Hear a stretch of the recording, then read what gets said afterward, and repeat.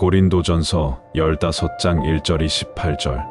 부활교리. 고린도전서 15장은 부활장으로 불리어지는 유명하고 중요한 장입니다. 15장에 기록된 말씀을 통해 당시 고린도 교회의 성도들 가운데 일부가 부활에 대하여 회의적인 태도를 취하고 있었음을 알 수 있습니다. 아마도 당시의 시대 정신인 헬라 사상의 영향이 고린도 교회 가운데 미쳤던 것으로 보입니다. 헬라 철학은 전통적으로 영혼의 가치는 중시하면서도 몸의 가치는 천시하는 경향이 강했습니다. 심지어 몸을 악의 근원으로 여겨 악한 몸으로부터 선한 영혼이 해방되는 것을 죽음으로 정의했습니다. 심지어 따라서 헬라 철학의 영향을 많이 받거나 당시 지성인으로서 헬라 철학을 많이 배운 사람일수록 영혼의 불멸은 매력적으로 다가왔지만 몸의 부활은 그다지 믿어지지 않고 소망의 대상이 되지 못했습니다.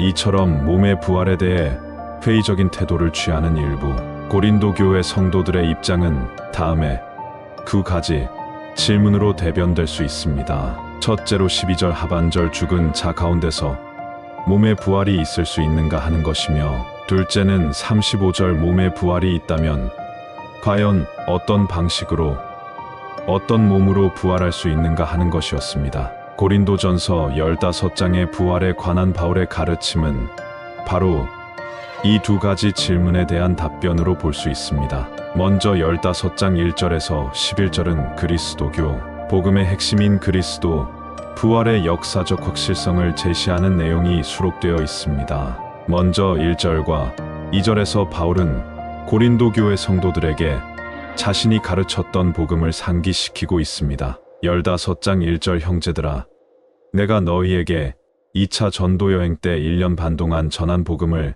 너희에게 알게 하노니 다시 상기시키노니, 이 복음은 너희가 이미 2차 전도 여행 때 받은 것이요 또 너희 교회 가운데 그 진리의 말씀 가운데 이미 선 것이라. 2절 너희가 만일 내가 2차 전도 여행 때 전한 그 말을 진리의 말씀을 굳게 지키고 또 헛되이 믿지 아니하였으면 어떻게 됩니까?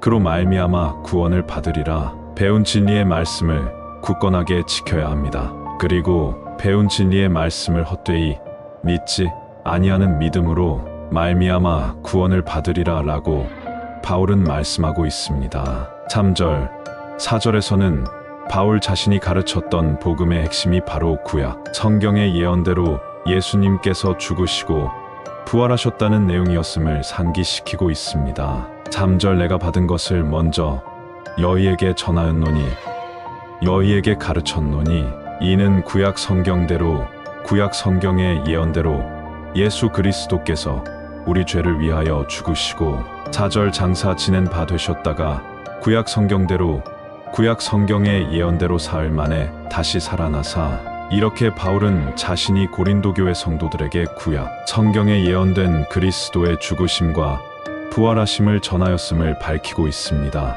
5절에서 8절은 그리스도 부활의 역사적 확실성을 논증하는 가운데 그리스도의 부활에 대하여 수많은 증인들이 있다는 사실을 기록하고 있습니다. 바울은 예수님의 부활을 직접 목격한 증인으로 당시 초대교회에서 가장 신임받던 사도 베드로를 가장 먼저 지목하고 있습니다. 5절 말씀 부활하신 예수님께서 게바 베드로에게 보이시고 후에 12제자에게와 그 후에 500여 형제 사도행전 1장 6절 이하의 감람산에서 승천하실 때에 500여 형제, 원어를 보면 500명이 넘는 형제들에게 일시에 부활하신 주님께서 보이셨나니 그 중에 지금까지 대다수는 살아있고 어떤 사람은 잠들었으며 죽었으며. 7절 그 후에 예수님의 육신의 동생 야고보 장로에게도 부활하신 예수님께서 보이셨으며 예루살렘 교회의 감독이었던 야고보 장로에게 부활하신 예수님께서 나타나셨다는 기록은 본문이 유일합니다. 그리고 7절 하반절에 사도라는 표현이 나오는데 초대교회 당시 사도라는 용어가 포괄적인 의미로 사용되었음을 보여주는 구절입니다. 사도행전 14장 14절을 보면 바나바도 사도로 표현되어 있고 데살로니가전서 2장 7절을 보면 디모데와 실라 등도 사도로 표현되어 있는 것을 확인할 수 있습니다. 7절 하반절 그 후에 12사도 외 포괄적인 의미의 모든 사도 보내심을 받은 자에게와 8절 맨 나중에 만삭되지 못하여 난 자열 달을 채우지 못하고 태어난 조사나 같은 내게도나 바울에게도 부활하신 예수님께서 보이셨느니라. 바울은 예수님의 부활 현현의 마지막 목격자, 마지막 증거자로 자신을 제시하고 있습니다. 바울이 여기서 언급한 부활하신 주님의 목격은 다메섹에서의 초자연적인 경험을 가리킵니다. 예수님의 공생의 기간 동안 줄곧 예수님과 함께한 12사도가 만삭이 되어서 태어난 아이와 같다고 한다면 예수님을 따르는 제자들을 오히려 핍박하다가 나중에 사도가 된 바울 자신은 달수를 채우지 못하고 태어난 조사나와 같다는 표현을 하고 있는 것입니다. 이러한 바울 자신을 향한 바울의 표현은 자신이 사도이기는 하나 다른 사도에 비하면 매우 보잘것없다는 겸양의 의미를 포함하고 있는 것으로 이해할 수 있습니다. 이렇게 바울은 자신의 사도성을 인정하면서도 다른 사도들에 비하여 자신은 매우 보잘것없는 존재임을 고백하고 있습니다. 9절 나는 사도 중에 가장 작은 자라. 나는 사도 중에 가장 작은 자라. 그래서 신앙인들을 보면 제가 좀 특별한 사람입니다. 제가 큰 인물입니다. 이런 입장을 가지고 있는 신앙인들이 결국에는 진리를 이탈하는 경우를 자주 보게 됩니다. 저와 여러분은 그러한 사람이 되어서는 안 되고 사도 바울을 본받아서 우리가 그리스도인 중에서 우리가 성도 중에서 작은 자임을 인식할 수 있어야 됩니다. 나는 사도 중에 가장 작은 자라. 나는 하나님의 교회를 박해하였으므로 사도라 칭함받기를 감당하지 못할 자니라. 한글 성경은 9절의 문장 순서를 원문과 다르게 번역하고 있습니다. 원문의 순서를 살려 구조를 다시 번역하면 나는 사도 중에 가장 작은 자이며 사도라 칭함받기를 감당하지 못할 자인 이유는 과거에 하나님의 교회를 핍박했기 때문입니다. 라고 번역되어야 하는 본문입니다. 이렇게 바울 사도는 늘 그의 가슴 속에 하나님의 교회를 핍박했던 지난날의 자신의 죄악을 아파하고 슬퍼하는 마음이 그의 마음 중심에 늘 자리 잡고 있었던 것입니다. 10절 그러나 내가 나 된 것은 하나님의 은혜로 된 것이니 하나님의 기적 같은 은혜로 된 것이니 내게 주신 그 하나님의 은혜가 헛되지 아니하여 내가 모든 사도보다 더 많이 수고하였으나 이런 바울 사도의 성숙함을 본받아야 합니다. 자기 자신의 인식에 대해서는 사도 중에 가장 작은 자라고 인식하면서 자신이 지난날에 지었던 죄악들에 대한 아주 바른 인식을 바울이 가지고 있는 것을 확인할 수 있고 또 그와 함께 모든 사도보다 더 많이 헌신하고 희생하고 수고하는 이런 사도 바울의 성숙함을 우리가 이해하고 본받으려 노력해야 하는 것입니다.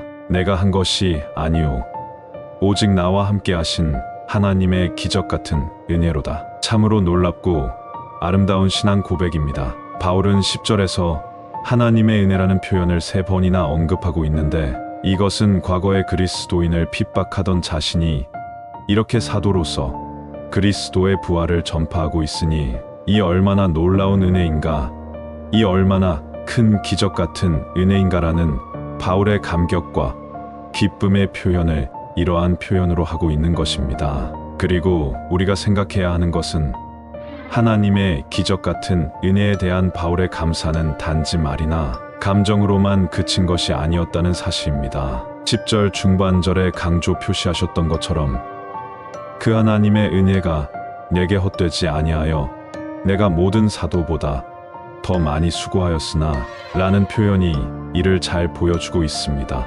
이러한 표현은 하나님의 은혜와 바울의 수고가 긴밀하게 결합되어 있음을 보여줍니다. 하나님의 은혜로 말미암아 바울이 사역한 것은 사실이지만 바울도 맡겨주신 사명을 위해 힘에 지나도록 부지런히 수고하였던 것입니다. 또한 바울은 자신의 그러한 수고와 애씀, 헌신과 희생을 자랑의 근거로 생각하지 않고 하나님의 기적 같은 은혜가 자신과 함께한 결과라고 밝히면서 모든 영광을 하나님께 돌리고 있는 것입니다. 참으로 본받아야 할 바람직한 성도의 자세입니다. 우리 10절 말씀 가슴에 새기면서 우리 함께 읽겠습니다. 그러나 내가 나 된 것은 하나님의 은혜로 된 것이니 내게 주신 그의 은혜가 헛되지 아니하여 내가 모든 사도보다 더 많이 수고하였으나 내가 한 것이 아니요 오직 나와 함께 하신 하나님의 은혜로다. 이러한 신앙 고백이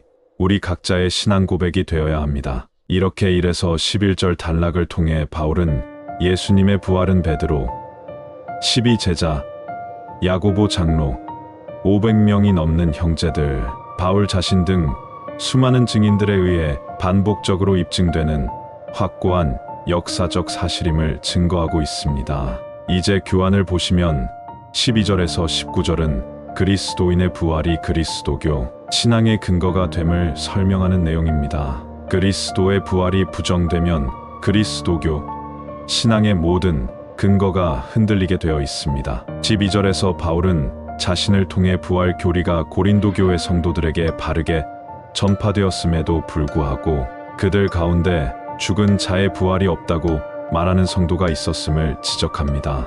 이렇게 고린도 교회 내에 바울이 2차 전도 여행 때 1년 6개월 동안 가르쳐준 그 부활 신앙과는 다른 견해를 가진 성도들이 있었다는 것이 중대한 문제였습니다. 이렇게 선포된 가르쳐진 진리의 말씀과는 다른 견해를 가진 성도가 발생한다면 그것은 교회적으로 중대한 문제가 되는 것입니다. 그래서 저는 진리의 말씀을 바르게 이해하지 못하고 깨닫지 못하는 현상들에 대해서 가볍게 생각하지 않습니다. 그러한 문제는 영적으로 심각한 문제입니다. 12절 말씀 보십시오. 12절 말씀 그리스도께서 죽은 자 가운데서 다시 살아나셨다 전파되었거늘 너희 중에서 고린도 교회 내에 어떤 사람들은 성도들은 어찌하여 죽은 자 가운데서 몸의 부활이 없다 하느냐 죽은 자 가운데서 몸의 부활이 없다 하느냐 라고 반문하는 일부 성도들이 있었음을 밝히고 있습니다.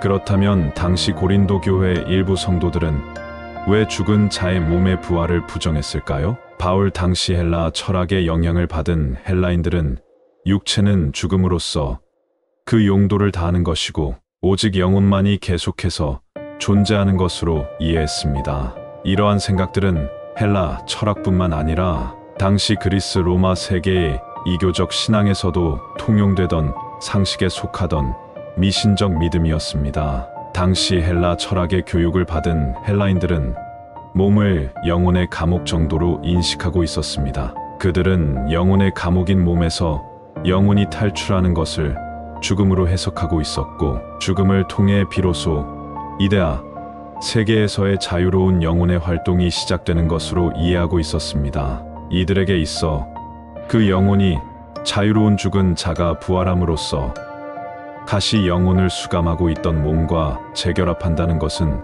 도무지 있을 수도 없고 있어서도 안 되는 당시로서는 상식 밖의 일이었던 것입니다. 근데 이러한 헬라 철학의 영향을 강하게 받은 그리고 이러한 당시 시대 정신과 당시 지식의 교육을 많이 받은 헬라인들로 구성되어 있었던 고린도 교회의 일부 성도들도 교회 내에 들어와서 이러한 세상 지식을 부인하지 못하고 오히려 부활 교리를 부인하는 자들이 있었던 것입니다.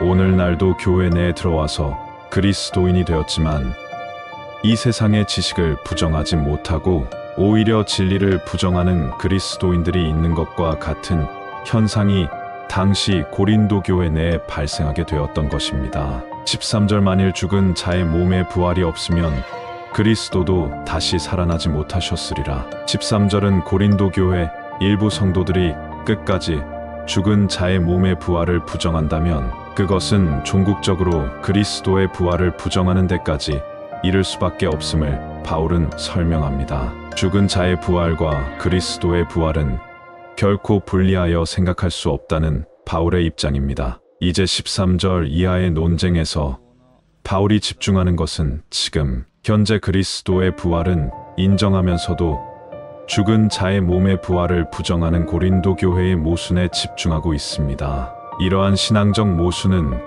결국 신앙 자체를 헛된 것으로 만들어 버리는 것입니다. 오늘날도 우리 그리스도인들의 문제점 중에 하나가 이 진리의 말씀을 공부해 보면 오늘날 우리 기독교가 셀 수 없는 수많은 모순들을 가지고 있습니다. 근데 문제는 그러한 모순이 결국 신앙 자체를 허망하고 의미 없는 것으로 만들어 버린다는 것입니다. 저와 여러분에게도 혹시 아직 진리의 말씀을 듣고 이해하고 깨닫는 것에 마음과 뜻과 힘을 다하지 못함으로 우리의 모순이, 우리의 신앙적 모순이 개선되지 않고 있다면 결국 그 모순은 우리 자신의 신앙 자체를 헛된 것으로 만들어 버린다는 것을 명심해야 합니다. 예를 들면 오늘날 가장 신앙이 좋다고 하는 목회자들의 자녀들 가운데 참된 신앙을 가지고 있는 자들이 극히 드문 것을 확인할 수가 있습니다. 왜 그런 현상들이 일어나는 것입니까?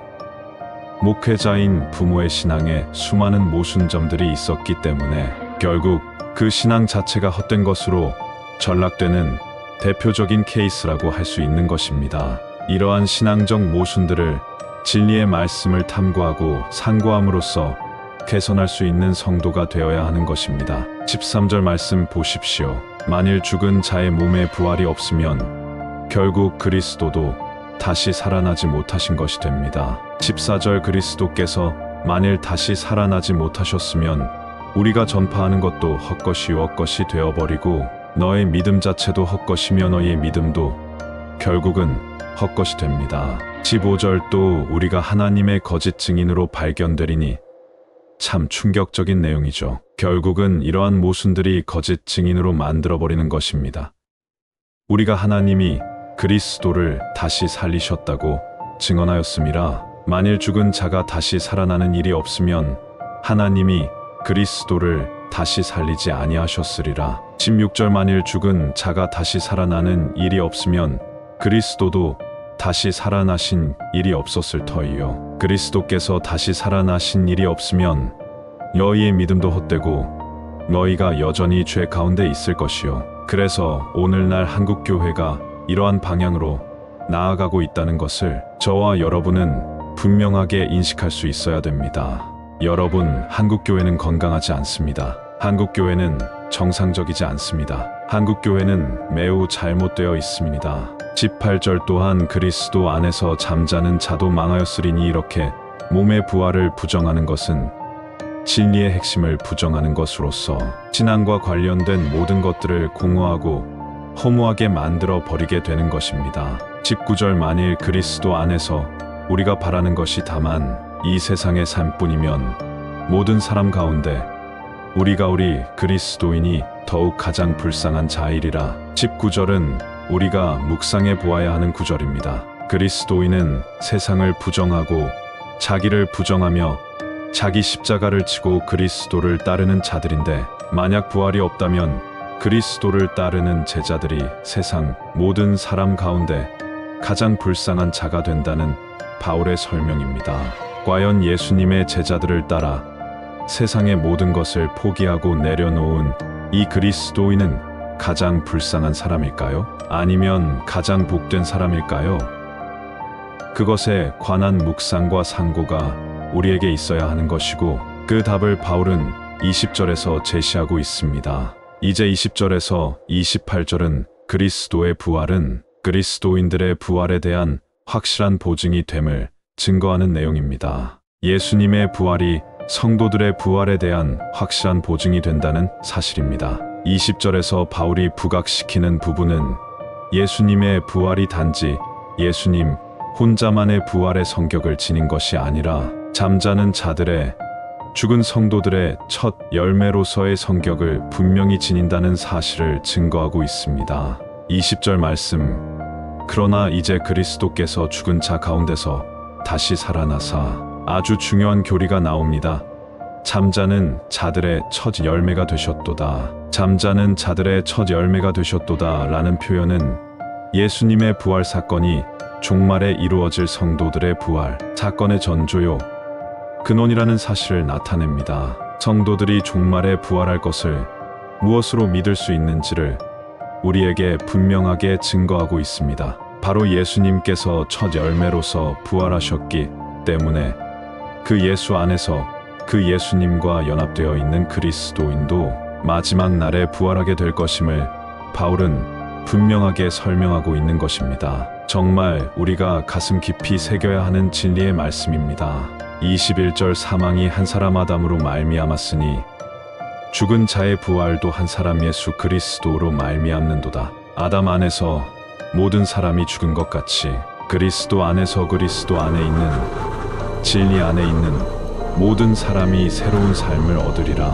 여러분, 이 땅의 삶은 새로운 삶이 아닙니다. 다 사라지고 없어질 허망한 것에 지나지 않습니다. 새로운 삶을 기대하고 소망할 수 있어야 합니다. 22절 아담 안에서 모든 사람이 죽은 것 같이 그리스도 예수 안에서 모든 사람이 새로운 삶을 얻으리라. 23절은 이제 부활의 순서를 말씀합니다.